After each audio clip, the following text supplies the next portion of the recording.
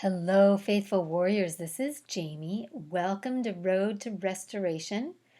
I wanted to encourage you today, and I wanted to talk again a little further about our identity. I didn't realize it when I recorded the first talk on identity, but God is asking me to do a part two because some things have been revealed to me that I didn't know that is a part of our identity and is super important.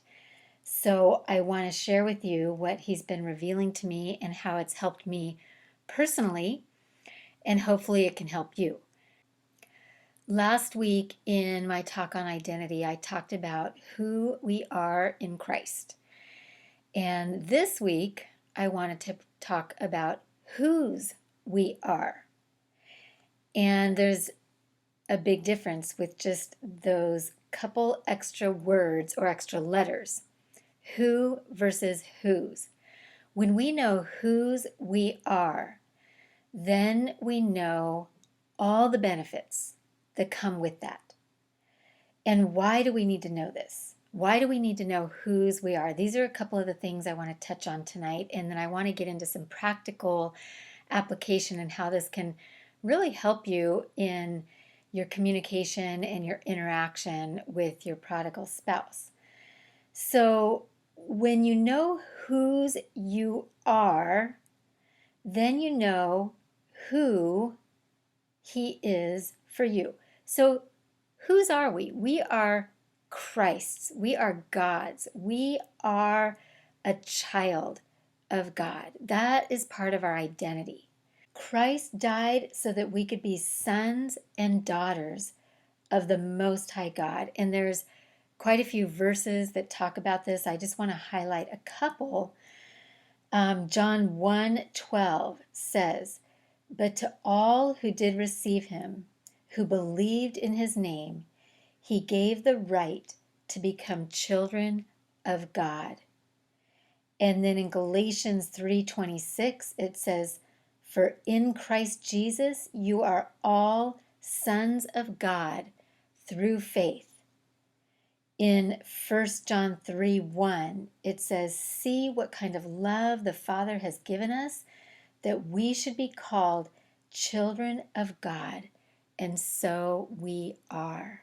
So, what are the benefits of being a child of God? Why? Why do we need to know the benefits of being a child of God?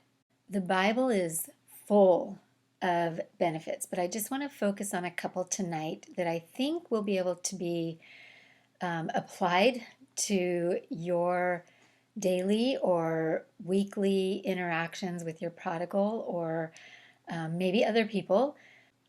This little nugget of revelation has been pretty impactful, so I'm excited to share it with you. First, I want to kind of just be vulnerable and honest with you and just share with you part of my struggle and what one of my triggers is. And what I've learned through this journey is that I really, really hate it when my character is getting attacked. And it's one experience when somebody says to me, "Hey, you know what? When you said this, I felt like you were trying to control me." Or when you did this, I felt like you were trying to manipulate me. That's hard to swallow, but I can swallow that. But when somebody, and especially the person that's most important to you in your life, like your spouse, especially them, when somebody comes at you and says, "You're controlling, you're manipulative," that is a direct attack on your character. And it hurts because I know for me, it causes me to feel like I'm a bad person. And nobody wants to feel like they're a bad person. Of course, we're not perfect. We're going to make mistakes. We're going to get things wrong. But to feel like you're a bad person in this other person's eyes is a really hard pill to swallow. And I know for me, when that happens, I get triggered. And the first thing that I try to do is I try to defend myself. I try to convince the other person that they're wrong, that that's not who I am. I get into almost like a defense litigation attorney mode where I start coming up with evidence as to why that's not who I am. And it just makes things really ugly.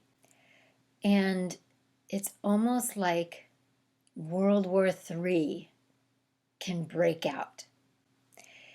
And when you're trying to repair a relationship, when you're trying to win back a prodigal spouse, the last thing that you want to do is cause a World War III, especially if that other person needs evidence to justify their leaving. And if you're reacting or responding from a place of defensiveness, that's just going to give them additional evidence to support and justify them leaving. And that's exactly the opposite of what God wants us to do. God calls us to be peacemakers. But this is so hard when we're getting triggered.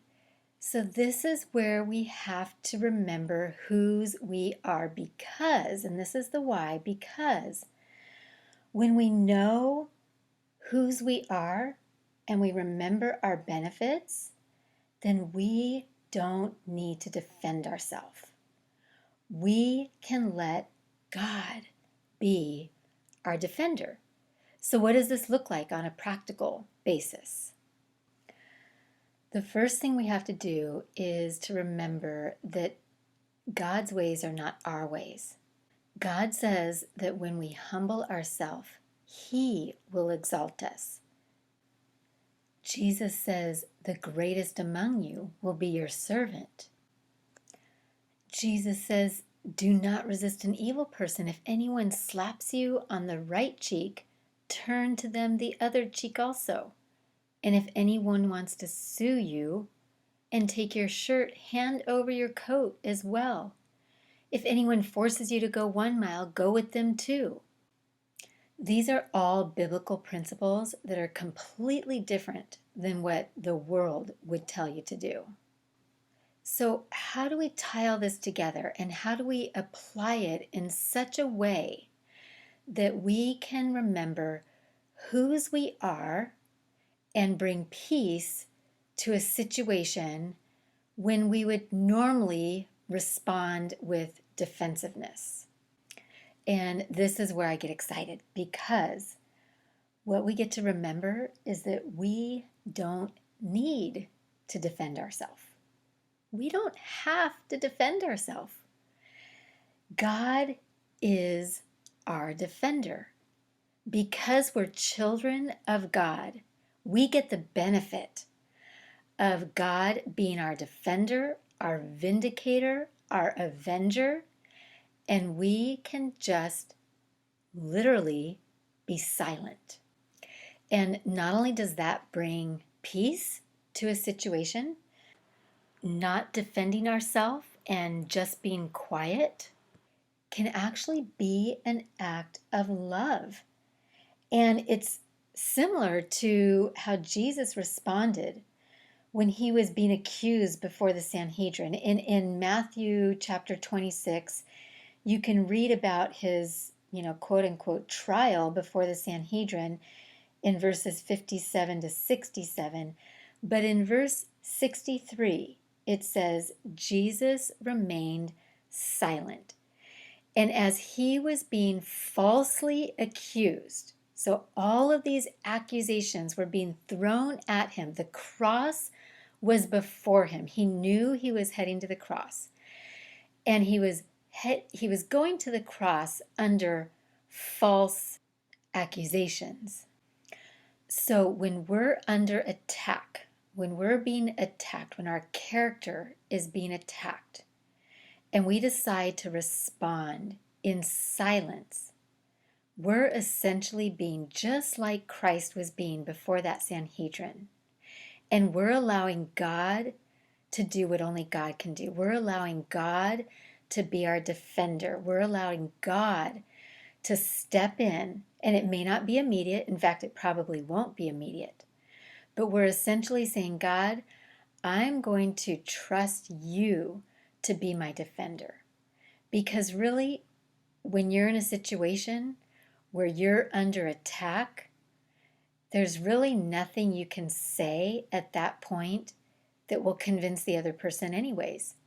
And if you start trying to defend yourself, it's really only making things worse and making you look bad.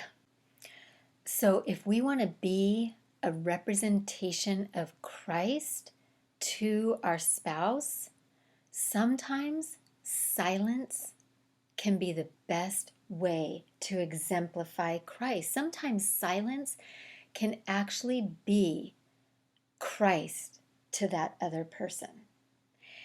And if we want to take it even one step further, I'm going to throw out a challenge. When we're being attacked or falsely accused, I want to challenge us, and I include myself in this because I certainly have not mastered this. I want to challenge us to not only just stay silent, I want to challenge us to actually apologize, even if we're being falsely accused.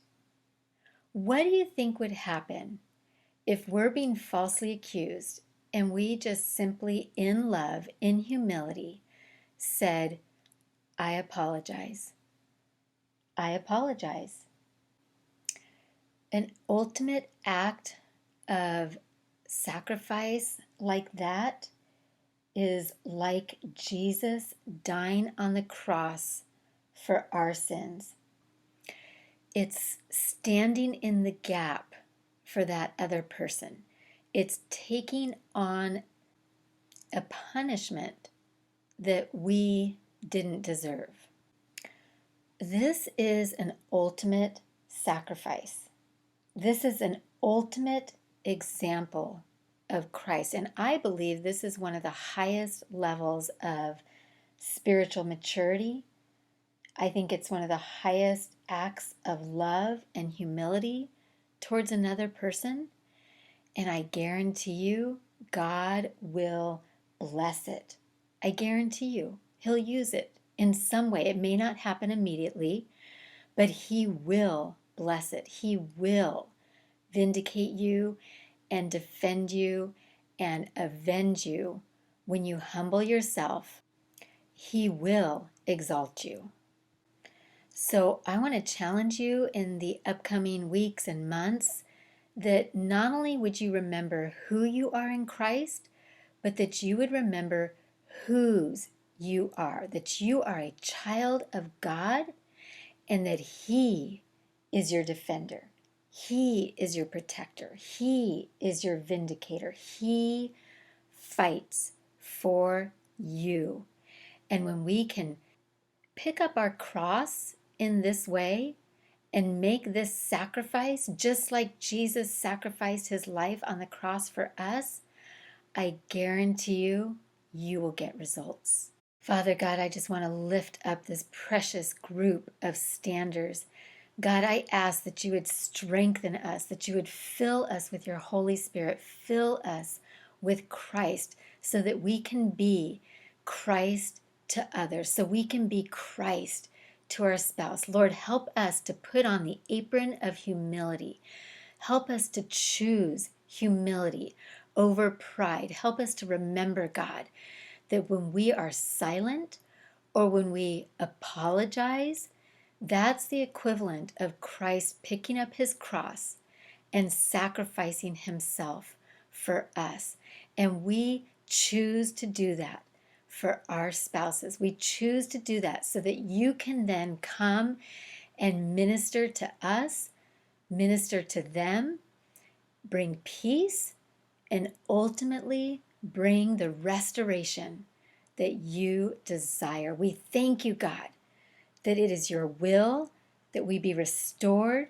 It is your will that we be healed. It is your will that we be reconciled. Thank you, Father God, that you are for us and with us and in us, and that whatever you ask us to do, you will give us the strength to do it. So, God, we call on your strength now because this is supernatural. This is not something we can do without your help. So, Father God, flow through us so that we can love our spouses, so that we can draw them back to Jesus. Thank you for joining me today. I hope that you're feeling encouraged. Please like and subscribe and share my channel. I'd so appreciate it. And remember, I love you. I'm praying for you. Stand strong. Keep fighting and do not quit. God can and will restore your marriage. Bye-bye.